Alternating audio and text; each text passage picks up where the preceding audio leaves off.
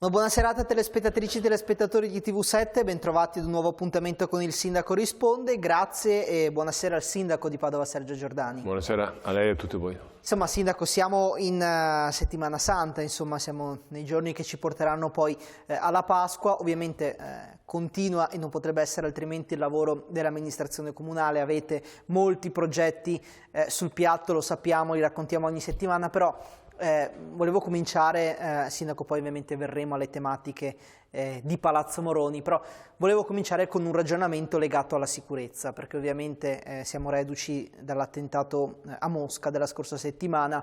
Abbiamo visto un po' in tutto il nostro paese si sta innalzando, per così dire, il livello di guardia, le misure di sicurezza. Ecco, le chiedo innanzitutto, è così anche a Padova? Non so se ha avuto interlocuzioni da questo punto di vista con il prefetto piuttosto che con il questore.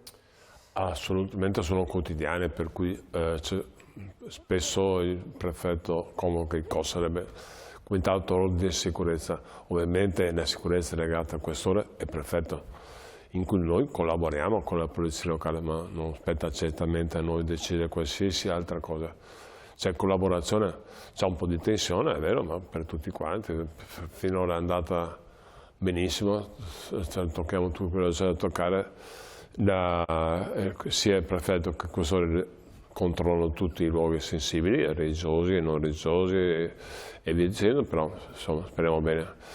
Detto quello che è successo a Mosca è stata veramente una cosa terribile, non ci facciamo mancare niente, tra Palestina, Gaza, Mosca e Ucraina, Dio mio. Soprattutto, Sindaco, perché in un periodo in cui veramente è già è tutto molto delicato, è un periodo molto delicato. Mar Rosso. Esatto. Veramente... Con anche importanti purtroppo insomma, difficili risvolti economici, perché poi non dimentichiamo che ovvio che la precedenza, la priorità è la sicurezza, le vite umane e quant'altro, però poi di riflesso nel nostro territorio c'è tutto un problema legato a un'economia che sembrava ripartita dopo il Covid, adesso negli ultimi mesi vede ancora grosse difficoltà purtroppo nel nostro territorio. Non so se lei ha modo di parlare con gli imprenditori, con le associazioni di categoria.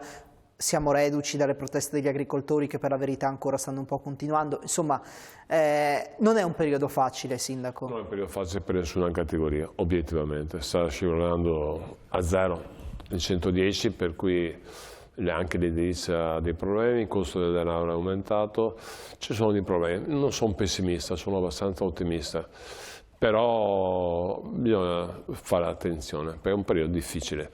Io la vedo sul sociale, quando sono gli sfratti, quando la gente protesta, specialmente i fragili, per cui delle giovani, anziani. Bisogna fare attenzione. Noi cerchiamo di dare il massimo del sostegno come sociale.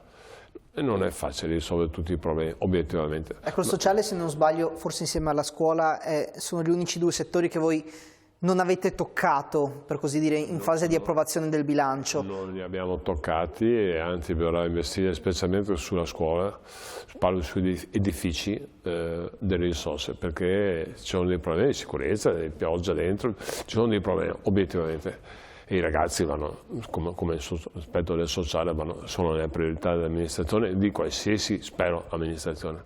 E da questo punto di vista la fortuna, possiamo dire, della nostra città, del nostro territorio, è che c'è un'importante insomma, fetta di volontariato. La solidarietà, l'abbiamo visto, insomma, ha più volte portato Padova agli onori delle cronache, però non basta, Sindaco. Noi abbiamo una fortuna incredibile, il volontariato che si occupa del sociale, della cultura, dello sport, di tutto. Abbiamo 6.000, come Padova di provincia, 6.000 organizzazioni, per cui vuol dire tante persone che si interessano agli altri, e che è una cosa positiva, perché vuol dire veramente avere a cuore gli altri. Padova, ancora prima di essere nominata capitale del volontariato, in cui ha avuto l'onore che venga il presidente Mattarella, ha dato dimostrazione che si occupa degli altri. È una cosa che non è, lo dico sempre, non è un merito politico, è un merito della gente, in DNA, è brava la gente a far sì di pensare agli altri. Pensare agli altri vuol dire anche fare politica, vuol dire fare politica vuol dire anche nei piccoli comuni. Quando il sindaco di un piccolo comune, vi garantisco che fa volontariato, nel senso che prende tante di quelle responsabilità il sindaco di un piccolo paese, che male, senza dirigenti, senza struttura, che fa il volontario veramente, lo fa per passione, perché ama il suo territorio, perché ama la gente che è con lui, per cui va dato veramente, tra poco saranno le elezioni, per cui va dato veramente un plauso a queste persone. Non parlo in generale, parlo proprio di chi non ha struttura, che fa fatica a avere risorse del PNR, e che fa fatica a avere risorse in generale perché non ha struttura. Per cui la funzione della provincia è importante, perché deve assolvere un problema di viabilità, di ponti, di rotonde, di sicurezza e ambiente, deve aiutare i comuni. Però poi, Sindaco, si arriva sempre lì, quando mancano i soldi non è che si possa fare molto, cioè ci si può mettere anche tutta la buona volontà, potete mettervi forse con la calcolatrice, spostare 100.000 euro di qua, 100.000 euro di là, però alla fine il problema adesso dei comuni è che mancano soldi e che i bilanci sono drammaticamente in rosso, e questo ovviamente un riflesso sul territorio ce l'ha. Nel caso di Padova, parlando nello specifico, noi abbiamo grandi risorse del PNRR, 648 milioni, cioè, siamo il comune di Padova, che è un comune d'Italia che ha portato a casa più risorse del PNRR di tutta Italia, come capoluogo provincia, di 3.000 euro a persona. Però sono tutti congelati nei progetti, anche possiamo spostare da una parte all'altra. Uno è il tram, uno è la cella, l'altro questo, sono tutti congelati. Giustamente noi ho fortuna di avere dirigenti bravi, tutto qua, parla l'amministrazione efficiente, per cui abbiamo portato a casa tante risorse. Però ci manca la spesa corrente. Spesa corrente, per chi non è abituato a parlare di amministrazione, sono le manutenzioni, il costo del personale, la lampadina da cambiare, le buche. È vero, ci sono le buche. E lo dico adesso, gli sfalci anche. Adesso cominciano gli sfalci, sono tutte cose in cui le risorse sono bassissime e stiamo cercando di fare meglio. Le buche, ognuno che incontra, le buche hanno ragione, lo vedo anch'io, per cui noi come lavori pubblici stiamo chiudendo le buche, tappandole, stiamo vedendo se riusciamo a trovare delle risorse per fare investimenti, perché io capisco, siamo abituati che le strade siano a posto, pulite, in ordine. Cerchiamo di fare il massimo con Michalizzi, con vice sindaco, stiamo organizzando per non fare gli altri anni, ho avuto un sacco di risorse, cercare al meglio di tappare le buche e sfaltare un po' i marciapiedi che sono importanti per la mamma col bambino con la carrozzina, l'anziana, è importante. Spesso e volentieri noi trascuriamo anche cose che sono importanti per le persone. È stato giusto, Sindaco, specificare questa cosa qui, perché poi molti si chiedono ma come il Comune investe $500 miliardi sul tram però non riesce a chiudere le buche. Insomma, ai cittadini che non se ne intendono molto è anche difficile, è anche comprensibile che facciano questi ragionamenti. Sono totalmente diversi, non si può del PNRR spostare un euro, va tutto giustificato euro, per cui è impossibile, qualsiasi comune, che sia chiaro, non parlo. Abbiamo solo il vantaggio di avere veramente tante risorse e di spendere. In più, dopo ricordo che l'università ha tante risorse, la provincia ha 30 milioni per le scuole, c'è il Ministero che ha dato finanziamento per quanto riguarda la questura, per cui noi stiamo sistemando la cella, stiamo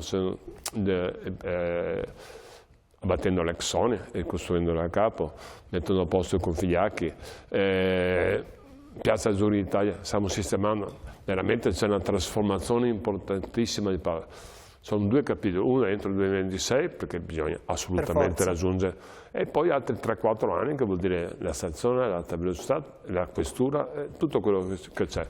Padova cambierà in maniera radicale. Visto che stiamo parlando di lavori pubblici, Sindaco, lei nei giorni scorsi ha dichiarato che non verranno terminati i palazzetti dello Stadio Lugano, è così?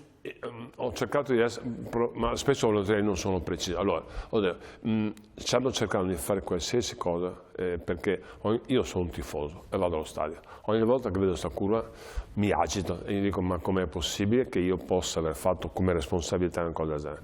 Per cui c'è un impegno importante da parte dell'amministrazione, da parte dell'assessore Bonavina, fa sì che il palazzetto, la curva sia terminata entro l'anno. Non è facile, è difficilissimo. Perché abbiamo entro l'anno significa entro fine 2024? Entro l'anno 2024. Ok. Non l'anno, entro l'anno. Per cui stiamo lavorando per far sì. Abbiamo ricominciato forse la gente anche fa fatica a capire, abbiamo ricominciato l'avventura da capo, per cui nuovo progettista, bando, concorso, gara, collaudo, CONI, tutto quello che c'è. Io spero e mi auguro che riusciamo, e abbiamo anche risorse per farlo entro l'anno. Non saranno fatte entro l'anno le due palestre, una del basket e una palestra adesso non mi ricordo, per libera come concetto. E il prossimo anno saranno fatte. Dobbiamo trovare risorse e fare, ma sono due cose diverse. Entro l'anno non riusciamo a farle entro le palestre. Il palazzetto della Virtus, di chi fa pallacanestro, certo. E per cui cercheremo di fare il prossimo anno, non che non saranno fatte, forse mi sono espresso, ma quest'anno no, non abbiamo risorse, per cui. Invece, allargando ancora ulteriormente il campo, Sindaco, per quanto riguarda la curva nord, quindi quell'altra, una volta si parlava anche di ristrutturare anche quella, al momento non ci sono prospettive, mi sembra di capire. Assolutamente no, avevamo la possibilità di utilizzare 4 milioni del PNR, contributo sullo sport, ma 4 milioni non sono sufficienti, stiamo cercando con buona linea, se è possibile, spostare questo finanziamento sulla curva sud, però devo dire che è molto difficile. Però so che sarebbe bello, anche a me non piace lo stadio. No, anche perché rischia di essere uno stadio asimmetrico, Sindaco, adesso. È asimmetrico, non è bello, è lontano, l'abbiamo, è l'unica cosa vantaggiosa che abbiamo uno stadio. Comincia ad avere i suoi anni, dobbiamo fare manutenzione, dobbiamo fare tante cose, però di base è brutto, non c'è niente da fare. Però questo non è il progetto, purtroppo con l'aumento dei costi durante il Covid, e la prima parte, se vi ricordate Randy, il progetto è totalmente diverso, sono chiuse le curve, certo. Assolutamente. Questo sì, non è bello. Ma quindi, Sindaco, le chiedo, non verrà chiuso lo spazio tra la curva e la tribuna? Rimarrà così? Per ora sì. Okay. La priorità è, uno, la curva che sia agibile al tifoso entro l'anno. Secondo, pare sì che sia determinato dietro, per quanto riguarda palazzetto dello sport e palestra. Terzo punto, che sia chiuso, definitiva. Quindi diciamo che nell'elenco delle priorità la chiusura è al terzo posto. Io spero che sia qualche contributo sullo sport, spero che troviamo delle risorse per far sì, però deve essere fatto, deve essere chiuso. Mi piacerebbe anche fare la curva ovviamente nord, ma oggi non ci sono risorse, non sono i fondi. Purtroppo, Sindaco, ce lo siamo detti più volte, quello dello stadio è un po' una nota dolente a Padova, perché sembra ci sia un po' una sfortuna di fondo da questo punto di vista. Speriamo, insomma, che magari gli anni successivi possano esserci da questo punto di vista delle belle notizie. Non sarà bello, però abbiamo uno stadio, vi ricordo, no? Più o meno tutte le città hanno uno stadio. Non è vero. Pensate se andiamo... non sono un po' scaramantico. Se va a finire bene il prossimo anno, non si sa mai come va a finire il caso. All'ultimo minuto si decide tante volte. Se potessi domani, non voglio fare il programma, ma se vado a essere in là, uno stadio, è diverso. Certo.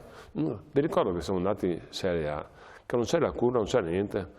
Ci prendono tutto in giro, tutti i dettagli. È una curva che ha un po' di problemi in continuazione, per cui lo chiamavano lo stadio senza curve. No, un'altra cosa, non mi ricordo più. Sì, perché c'è il caffè senza porte, il prato senza erba, c'è lo stadio senza curve. Non è bello, però ce l'abbiamo. Io spero che lo completeremo il più presto possibile con la collaborazione del calcio palla. Io spero che trovino delle risorse e se no faremo noi per quanto riguarda dietro. E che sia finito una volta per tutte, perché veramente non è piacevole. Io stesso sono un tifoso di Sindaco, quando vado dallo stadio, vedo qua, mi fa... Ma come... nel senso, come hai fatto a fare, tra virgolette, una stupidaggine simile? Poi nessuno ce l'ha chiesto di fare, che sia chiaro. Quindi si è pentito? No, non mi sono pentito, assolutamente. Però, cioè se tornasse indietro ricomincerebbe con la riqualificazione della curva sud? Anche per c'erano delle risorse statali, sarebbe stato stupido non approfittare. Spero che ce ne siano altrettante in modo tale da completare. Spero che riusciamo con l'assessore allo sport a portare i soldi che sono destinati al nord, portarli al sud, sarebbe fantastico. Lo speriamo anche noi, insomma, magari torneremo sicuramente ad affrontare questo tema. No, è ancora un sogno, che sia chiaro che dopo vi fuori. No, hai detto questo. No, è un sogno, un obiettivo. Sognare è comunque anche lecito. Ci prendiamo una brevissima pausa, torniamo tra poco con la seconda parte del Sindaco risponde. Parleremo di trasporto pubblico. Rimanete con noi.